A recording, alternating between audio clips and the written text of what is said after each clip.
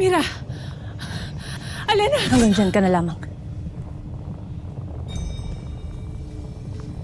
Anak! Ano ito? Sheda, naglaho na ang itre ng aking yada. At batid namin nagpapanggap ka lamang bilang siya.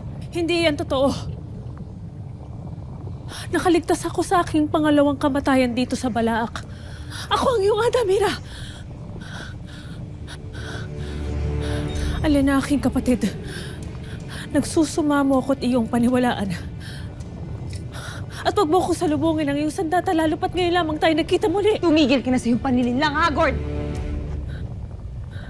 Detruvia!